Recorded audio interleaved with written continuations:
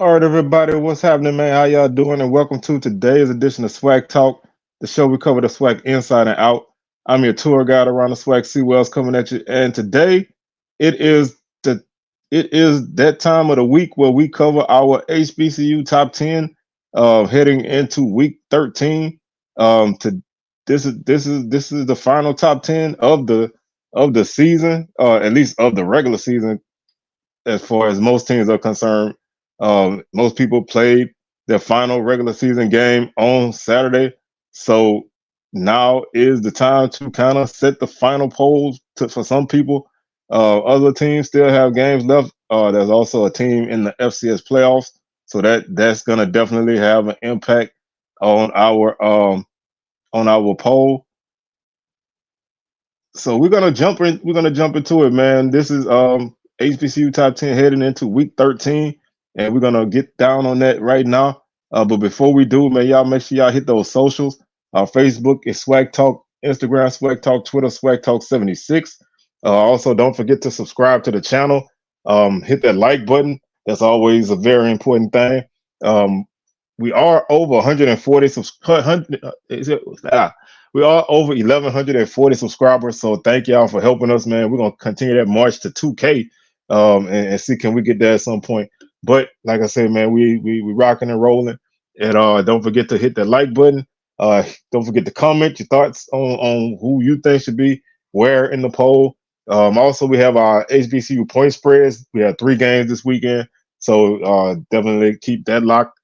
And other than that, man, let's get it. Don't forget to hit that join button if you're interested in becoming a member of the channel, or you can hit the super thanks to show love to the channel that way.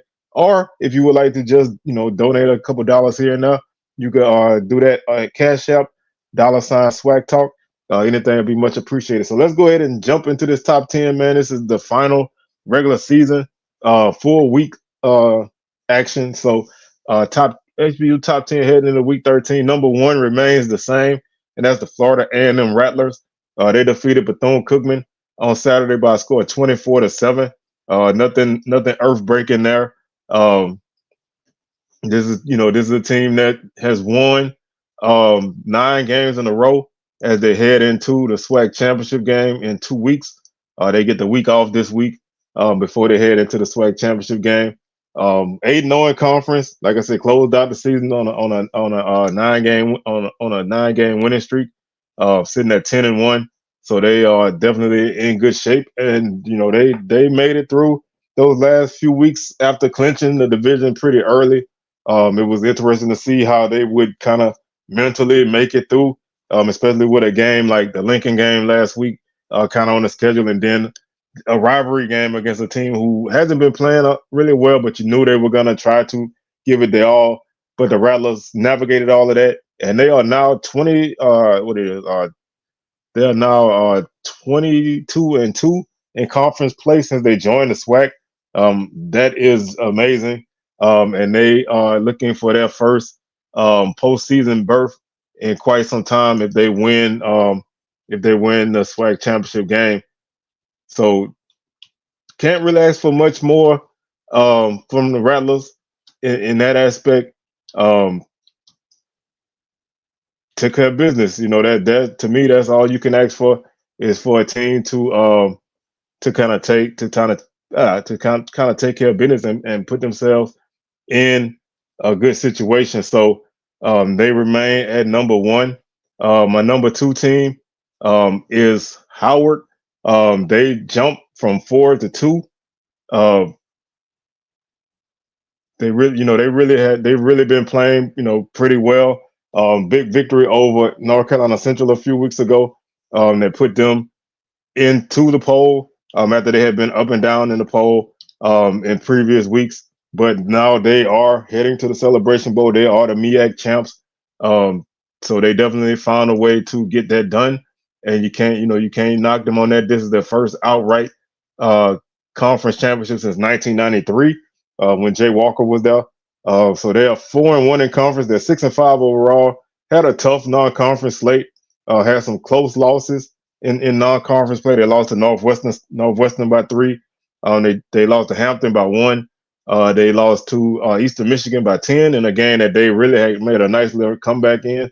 The only game they really didn't really have any shot in non-conference play was the Harvard game. But this is a team that can run the ball really well, um, and they're playing really good football. I mean, defensively, they've been making a lot of things happen. Um, one slip up to South Carolina State by 3 points is kind of the difference between them being undefeated in conference play and them having one loss. But they are sitting at the number 2 spot, headed to the Celebration Bowl. So now they have that long break to the Celebration Bowl. So we'll see, how they make that happen. But they are the champs, and they did what they needed to do to get there.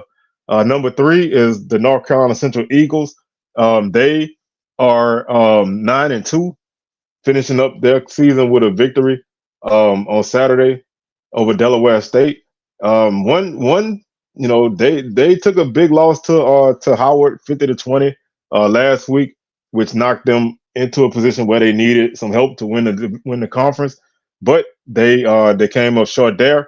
But they are going to the playoffs, and they play Richmond at Richmond on Saturday. So that should be an entertaining game. I think the Eagles have a really good chance in that game. That's a team I like a lot. I think they have a chance to make a run. They win that game, they go to play the University of Albany. So just kind of looking ahead, Albany finished 7-1 in the CAA. 9-3 Richmond, who is their opponent this week, also was 7-1, 8-3 in the CAA. So they're gonna have a couple of tough opportunities ahead of them, but they do have a chance to play more football. They jumped from 5-3. I never really felt like they were my number 5 team, but some teams won and they lost, so I just kind of jumbled the thing around. They have a chance to still, through it all, finish number 1 if they were to go on a playoff run. And that brings up a good discussion. If a team goes on a playoff run, do they jump over the Celebration Bowl champ? That's something to think about. Um, that's something to really think about because they'll be to play multiple games by that point, and we'll see. But that's something to kind of bear in mind. So they could still finish number 1 in the poll if they were to keep winning, depending on the results of the Celebration Bowl. Number 4 is Prairie View. They jumped from 6. They beat Bama State on Saturday, 21-14, to give them the West Division title, their second division title in 3 years. They play Florida A&M on December 2nd, so they have a week off before they get ready for conference play, before for the conference championship game. Finished 6-2 in conference, 6-5 overall. Had a rough non-conference slate. Just really, really just did not look good in non-conference play. They lost to SMU, obviously 69-0. Abilene Christian beat them 45-16, and then Houston Christian beat them 30-0.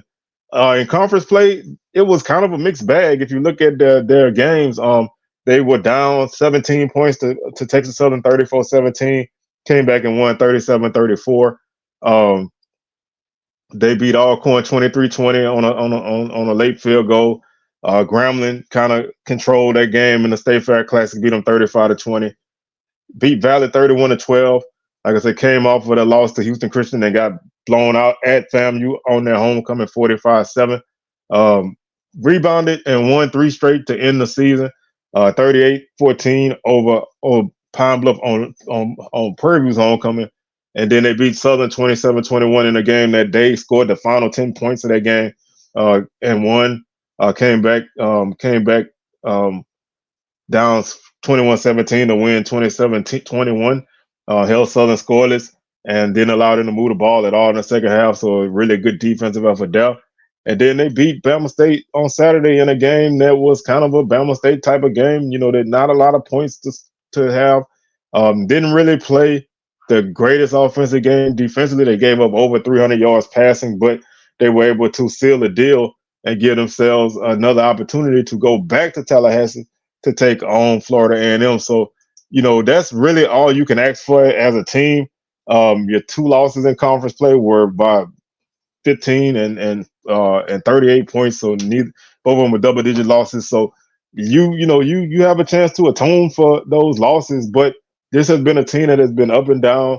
Right now they're up because they've won 3 in a row. So that's why they jumped from 6 to 4. And like I said, they have an off week before they play the SWAC championship game on December 2nd. Number 5 team is Alcorn. Alcorn jumped from 7 up to 5. They dropped in the poll from number 3 last week due to that big loss they took to Texas Southern, 44-10. This week they rebounded and beat Jackson State 28-24 in a very entertaining game, man. They went up 14-0. JSU came back and tied it up at 14. Alcorn went up 21-14. Jackson tied it up at 21. Alcorn went back up 28-21. JSU got a field goal, and then Alcorn was able to hold them at the end to get the win and finish 6-2 as well and 7-4. So, this is the best. This is the best record they had in the last couple of years. Finished in a tie for first, but due to the tiebreaker losing to Prairie View, they missed out on the SWAC championship game. Finished 4-1 at home. Really strong at home. 3-3 away from home. The only loss at home was to Prairie View. Finished 3-3 on the road and was a really solid team. The offense was kind of not as run happy as they were last season. The passing attack really got better. Aaron Allen really has staked his claim for one of the all SWAC slots at quarterback. And they just were a team that had a lot of weapons. And defensively, they had another solid defensive year. Really turned teams over a lot, and they were able to keep themselves in games as they got better as the season closed out. Just a baffling loss to TSU. The only thing that separated them from going to Tallahassee for the SWAC championship game, but they finished their season in the number 5 spot. Number 6 is Bama State. They were number 2 last week, basically moving up because they kept winning. They were on a 5-game winning streak before they lost to Prairie View on Saturday to end that streak, and they are sitting at 6-4. They close out on Thursday against Tuskegee in the Turkey Day Classic. Still have yet to play a really good offensive game. They've still been a team that defensively they are top dogs. They are one of the top 2 defenses in the conference.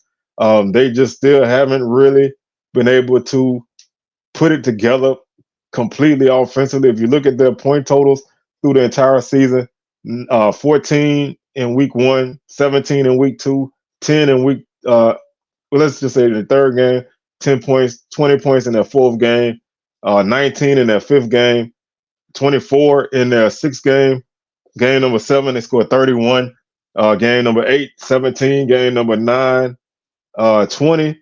And game number 10, 14. So they've only crossed 20 points 3 times this season. And they won 2 of those 3 games. But this 4 times, excuse me, and they won 3 of those 4 games. This is a team that just hasn't really had it offensively, but they have some weapons. But they're a team that can score in multitude of ways, special teams, defense. The offense capitalizes on getting short fields. They do have Keyshawn Johnson, who is a first-team all-conference receiver, and he's head and shoulders above everybody else in production on that team. They just haven't really been able to do a lot offensively, especially in the run game. It just hadn't really happened. Making the change from Demetrius Davis to Damon Stewart really helped this offense. They're putting up yardage this week. They put up a lot of passing yards, but still couldn't put up points. But this team is gonna close out with a game against Tuskegee on Thursday, and we'll see how they handle that game. Number 7 is Jackson State. They dropped from 3. They finished their season at 7-4. They lost to Alcorn on Saturday by a score 28-24. Like I said, um, I guess depending on who you talk to, um, that would determine where this team, where this team was. I felt like this was a 7-4, 8-3 type of team all season. I felt like they would kind of have a rough start due to having so many guys, having so much turnover and a new head coach. It takes time for a team to gel. Um, some people were saying they would win 2 or 3 games. I never took that, I never really took that as something that I thought would happen, because I just thought this team would find ways to win, and the schedule was so front loaded that it was going to be hard for some of those later teams to beat them. But some people thought they could just bounce back and win the SWAC, and because of that, I guess that depends on how you look at the season. 7-4 is a solid record for any team. 7-4 off of a season like this is definitely a solid mark. Um, so I don't really look at this season as being a failure for them. It gives them a lot to build on. They definitely didn't have the most consistency as a team. The South Carolina State game was probably one of their peak moments. They dropped the 28-10 loss to FAMU. They beat Southern 27-14. Then they lost to Texas State 77-34. Had a close win over Bethune-Cookman 22-16. Jumped out to a big lead against Bama A&M. Ended up winning by 15. Lost to Bama State in a game where they really outgained the Hornets, but they couldn't really get out of their way with turnovers and just couldn't get that win. Lost that game. Went to Valley and won a relatively close game of their 21-6. They led that game the whole game, and Valley scored a late touchdown, so that definitely makes the score look closer than what it was. They pretty much handled Pine Bluff, and then they jumped out 21, I think 21 nothing against Texas Southern. Had to hold on and win 21-19. And then, the Alcorn game where it looked like it was going to get away from them, but they were able to make a game of it again. So it's going to be interesting to see where this team goes. Can Coach Taylor continue to build this program and get them on the right track?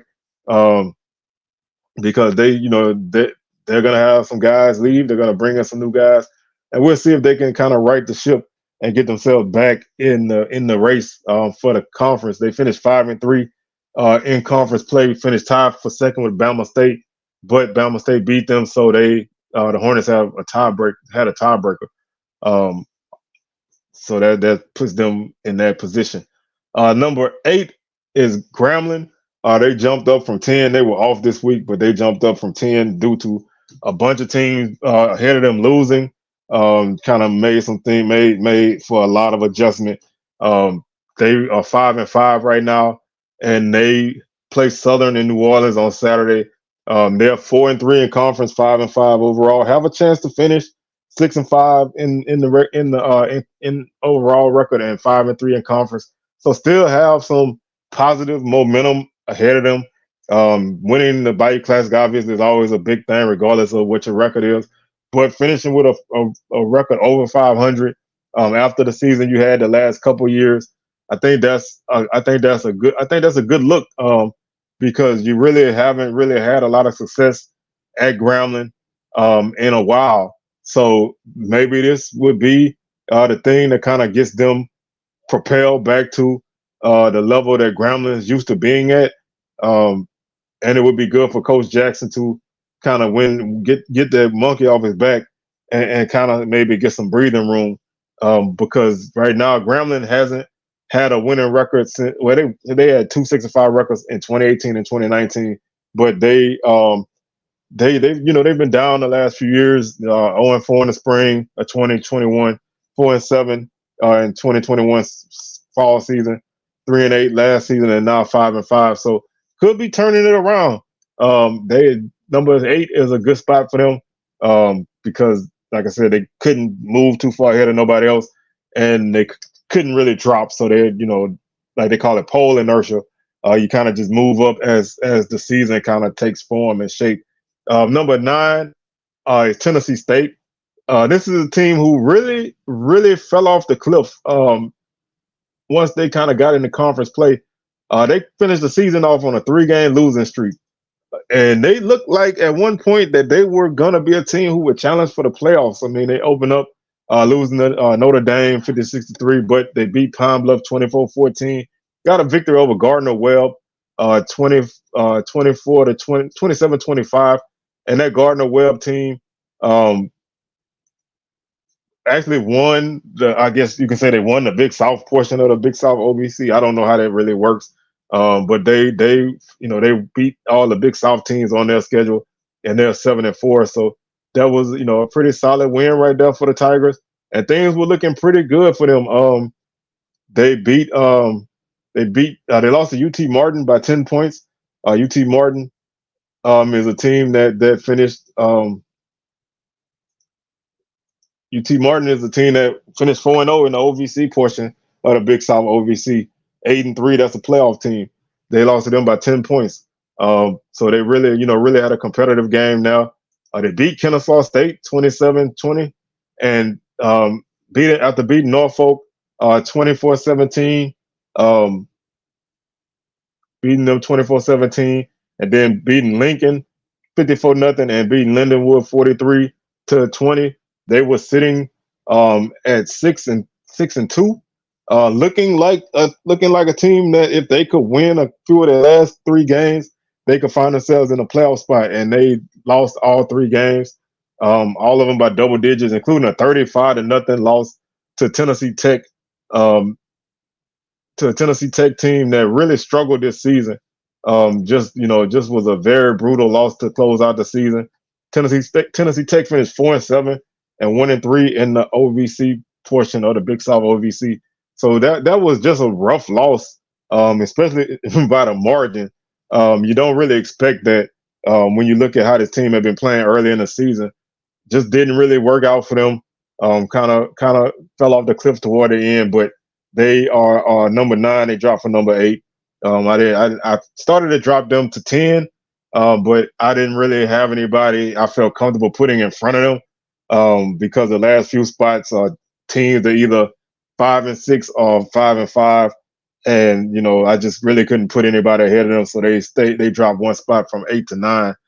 And the number 9 spot, the number 10 spot again could have been anybody's spot. But I begrudgingly put Southern there. I didn't really want to put them there. This team is kind of in turmoil right now. Fire Coach Dooley this week. Finished out the season, well, at least finished out the bulk of the season. Really struggling at 5-5. They're on a 2-game losing streak. Haven't really had a really solid offensive effort, kind of like Bama State. Just haven't really been great offensively. The only difference is Southern's defense is solid, but they bent a lot late in the season, and offense just never really could help them out. If you look at Southern's point totals over the season, 10 points in the first game, 14 in the second game, 20 in the third game, 27 in the fourth game, 19 in the fifth game, 45 against Lincoln in the sixth game. In the seventh game, they scored 28 against Bethune-Cookman, 23 against Texas Southern, which they needed a late field goal and a defensive touchdown to even get back in that game. And then 21 against Alcorn and 21 against Prairie View, a game which they just did not do anything in the fourth quarter. So this is a team that's sitting at 5-5, and they kind of who knows where they can turn up. You don't really know if this team is gonna be able to win in the Bayou Classic, or they're gonna not. They're not gonna show up. They're 4-3 in conference. This was a team that a lot of people picked to win the division, and they never really looked like that all season. And now they find themselves at a crossroads. Interim coach coaching them for the Bayou Classic. Gonna have a new head coach heading into this next upcoming season. So where did Southern go from here? This is Southern's third head coach in 3 straight Bayou Classics. That's unheard of. So that actually, if you go back to the spring of 2021, this is the 4th time Southern's had a different head coach in the Bayou Classic. So that's that's the epitome of turmoil and just really just not good. But I put them at five at number 10 because they're the only team that was left that is not under 500. So by being 5-5, they jumped into that number 10 spot. My honorable mention, um, Alabama A&M 5-6. They closed out with a victory over Valley, ending a 3-game losing streak. Just really, this was a team who some people felt like had an outside chance at the East Division Championship. It was gonna take some work, but a lot of people felt like they maybe could have got it done. But they ended up losing 3 games in a row before they beat Valley to end the season. My other honorable mention team is South Carolina State. They finished 5-6, 3-2 in conference. They in Coach Pugh's last year 5-6 had a chance to finish 6-5. Lost a close game to Morgan last week. Was able to handle up on Norfolk 44-17 on Saturday.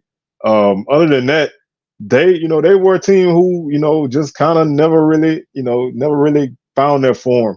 They won a couple games here and there, but just never really could put a lot together. They do have a bright future. They have some really solid running backs that are young. Have some other guys who are young on both sides of the ball, and now they're gonna be looking for a new coach. So we'll see where they go.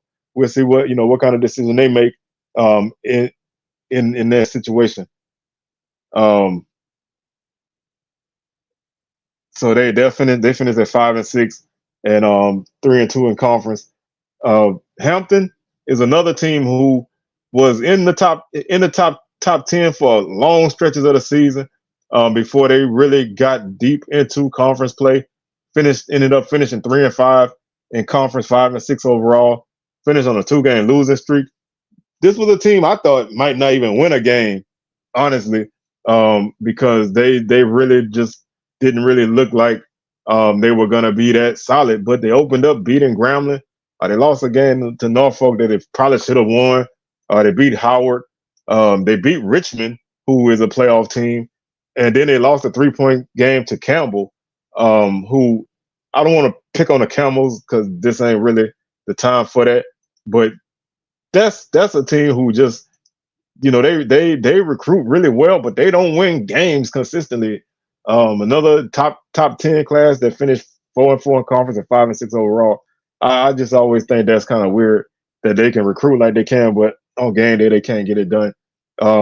Monmouth, blew Hampton out. Delaware blew them out, and that's where things kind of started to turn. They did beat North Carolina A&T and Maine in to kind of get themselves back on track before running into William and Mary and Elon at the end of the season. So they were really sitting in a decent spot after beating Maine. They were sitting at 3-3 in conference and 5-4 overall. So could have had a good opportunity to finish 6-5, but just got blown out in those last couple of games and just didn't really get the job done. So like I said, conference play did them no favors once they got deep into it, and they just never could really rebound. Morgan State is the final team that I have in my honorable mention, and this team, I really consider keeping them in my top 10, even though they lost. But at 4-6, I didn't really feel comfortable keeping them there. They really, they by right could easily be. They did have a game canceled because they had the game against Stony Brook Council due to a tragedy on campus. So that took a game away from them. I don't punish them for that, but at 4-6, it's still a losing record. So I didn't really want to put teams in the poll with a losing record, but they had a really good defense this season. Defensively, they gave up 10 points, and they beat Richmond as well. They gave up 10 points, 24 points to Akron, 20 points to Towson, 23 points to Albany, who basically won the CAA. They did give up 45 to Yale, which is the most that they gave up all season. They gave up 16 to North Carolina Central, 28 to Norfolk, 17 to Delaware State, 17 to South Carolina State, and then 14 to Howard. So they didn't really have the best offense, but their defense was really, really good. and kept them in a lot of games because they didn't really get blown out very often. Um, they just really, they really were in a lot of games. If you look at again, if you kind of run through their games, they won by 7, they lost by 3, they lost by 10, they lost by 6, they did get blown out by 42. They lost by 6, they won by 4, they won by 7, they won by 3, and they lost by 7. So outside of a couple double digit losses, including one that was only 10 points, this team lost a lot of games by less than 2 scores. So defensively, they kept themselves in all those games, and they're really that one of those losses could have turned the other way. They could have found themselves in a better position, but 4-6 is their final record, and they round out my HBCU honorable mention top 10. So let's take a quick look at the point spreads for this week. There's only 3 games on the schedule, so not a lot of games to really look at. Thursday, Turkey Day Classic in the Gump. Bama State favored by 29 over Tuskegee. Tuskegee has had kind of a they've been playing pretty well. For the most part this season. When they did play FCS team, when they played Alabama A&M, they lost that game by in a blowout fashion. So you kind of maybe expect for Bama State to, especially with their defense should really be able to uh, handle this game. Tuskegee's 7-3.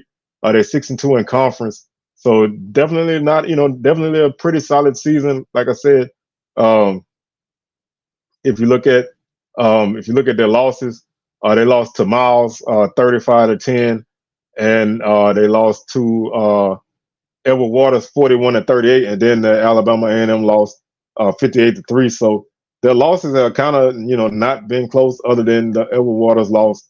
So they when they lose, they kind of get beat pretty soundly. So I think Bama State defensively is gonna win this game, and I don't have a problem with that spread. I don't know if their offense is gonna score enough points to cover that spread. That's to me, that's the difference. Um, maybe they can get it. That would be one of their top point totals all season. So we'll see if they can, if they can do that. Or they have over under 43. So not really looking at a lot of points being scored in this game by both teams. So we'll see if the Hornets can get that done. Um, Also Saturday, North Carolina Central is at Richmond as a first round playoff game. They're a 5-point underdog at Richmond. Not that's not really a bad spread, honestly. Richmond is a team who kind of had they've kind of been they've been a solid team in the CAA. Um, but they've also dropped some games that maybe they shouldn't have dropped. They did finish 7-1 in conference, 8-3 overall. Just looking at what their schedule was this season, they opened up losing to Morgan 17-10. They lost to Michigan State 45-14. They beat Delaware State 38-0. They beat Stony Brook 20-19. They lost to Hampton 31-14. They beat Maine 42-31. They beat Rhode Island 24-17. They beat A&T 33-10. They beat Campbell 44-13. They beat Elon 38-24, and they beat William and Mary 27-26. That Howard loss was their only conference loss. They didn't play Albany. Like I said, this is a huge conference. I think they got like 15 teams, so they don't play everybody. So they didn't play Villanova or Albany, the 2 teams that they finished tied with. They didn't beat. They didn't play at all. They did finish with they're on a 6-game winning streak. They're 4-2 at home, so they have lost at home more than they've lost on the road. They're 4-1 on the road, so they have taken some losses at home. So it's not it's not a done deal that Central can't win this game. And when you look at the way this team has played, they have a good chance at this game. They're 2-4 they're 3-2 on the road, but one of those 2 is a FBS game, and the other one was to the conference champion Howard. So they have an opportunity to make this happen. And I'm actually gonna preview this game on my week 13 preview, since we only have 2 games on the schedule. I feel like HBCU in the FCS playoffs, they deserve that respect. So we're gonna preview that game on Thursday. I think it's gonna drop on Thursday, because I think we're gonna flip the schedule around and probably do SWAC Smoke on Wednesday. So the preview will be coming on Thursday. I'll nail that down and let y'all know. But over under 58.5. So pretty solid game. Looked to be, like I said, a close game. Central has a great chance. And we'll talk more about that game in our week 13 preview. The last game on the schedule is Southern and Grambling in the Bayou Classic. Tigers favored by half a point. That's a spread that I don't have a problem. I honestly don't have a problem with Grambling being favored.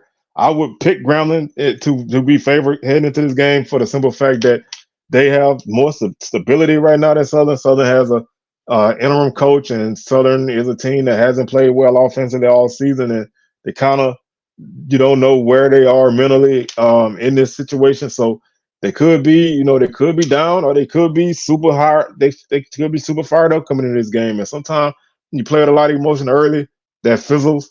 Sometimes you play with a lot of emotion early, it guides you through. So we don't really know where Southern at this point. So I don't have a problem with Grambling being favored. That half a point is honestly kind of I would say maybe 7, because I think Grambling offensively they're more than capable of putting points on the board. The defense hasn't been great all season, but Southern's offense hasn't been good all season. So that's to me that's the matchup that's going to determine this game. I think Southern defensively is capable of being a stout defense, but they give up big plays a lot, especially lately. And offense really doesn't do them any favors by putting them in kind of rough positions. So to me, like I said, I would say 7, just because I think that they have a better opportunity. Grambling do, because I think they just coming in a little bit more stable. The only other game that we have on the schedule for HBCU, as far as I know, is Lenore Ryan at Benedict. Lenore Ryan is favored by 4.5 over Benedict. Um, can't really make a real good statement on the game because I don't really know a lot about either team, but I just wanted to put that one out there, especially because if you are a fan of a team who's looking for a coach, Chennis Berry, his name it comes up a lot, and so you want to kind of keep tabs on how that game goes, because Benedict is a team that a lot of people are high on taking their coach, and they are undefeated. They have played really well all season, um, and they haven't really had playoff success, and I think that's something that to kind of keep your eyes on. They're playing a team in Lenore Ryan, the Bears, who are 11-1, and they are a very very good team. They lost. They only lost to Wingate. Um, they won. They won their first round playoff game by a score 63-17. So they they have opportunity to that's going to be a tough task for Benedict. But we'll see. I mean, this could be an opportunity for them to kind of show what they got. And like I said, we'll keep tabs on that game. Not really gonna dive into it too much, but definitely gonna keep tabs on it. And like I said, Benedict is undefeated, so they're 11-0, and they have really played well all season. Haven't really had a lot of close games, and so we'll see how they handle this game here. So that's gonna do it for this today's show. Like I said, we'll most likely drop our week 13 preview on Thursday and probably do Spike Smoke on Wednesday. Still 6 p.m. Central, 7 p.m. Eastern. And our week 13 recap will come on Sunday. And then our final regular season top 10 show will be next Tuesday. And we also have our women's SWAC basketball preview dropping on Friday. So a full week of SWAC talk coming at you. And anything else that pops through, Coach McKinney from TSU was let go, so we'll probably talk more about that. So definitely y'all keep it locked with us, and we will holler at y'all on the rebound. Peace.